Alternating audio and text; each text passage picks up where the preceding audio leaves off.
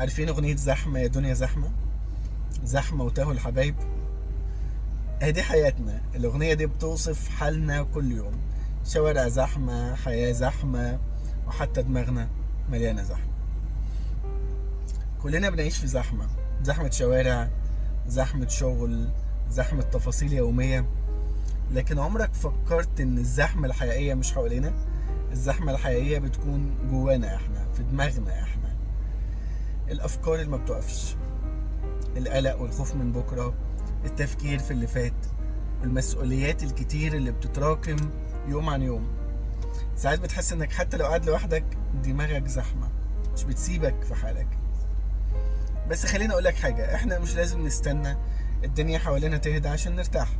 لان الهدوء الحقيقي ما بيجيش من بره، الهدوء الحقيقي بيجي من جواك انت.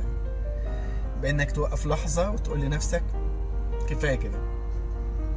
عارف انك مش دايما سهل انك تهدى وسط كل اللي بيحصل حواليك، بس اوقات كتير كل اللي انت بتحتاجه دقيقة واحدة بس تديها لنفسك، واسأل نفسك ايه اللي يستاهل الضغط ده كله، وايه اللي ممكن اسيبه عشان ارتاح.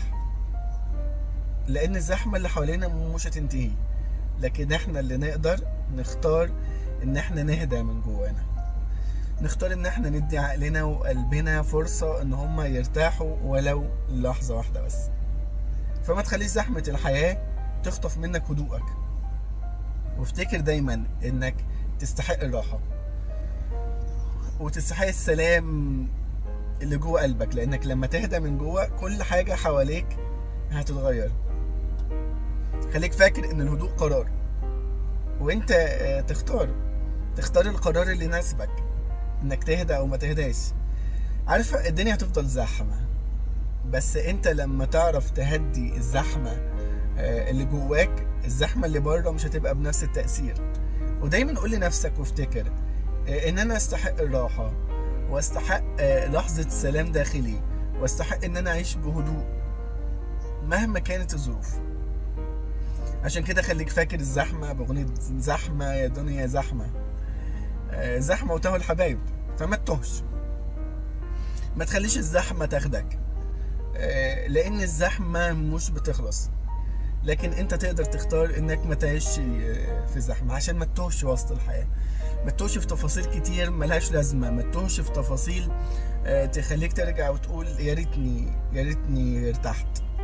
فمن فضلك ما تخليش زحمة الحياة تاخد منك هدوءك. وافتكر دايما ان انت تستحق الراحة، تستحق السلام. لانك لما تهدى من جواك وتهدي العواصف والمشاكل اللي جواك، الحياة مش هتبقى زحمة، وجواك مش هيبقى زحمة، وهتعيش الدنيا بشكل مختلف. فأرجوك هدي الزحمة اللي جواك.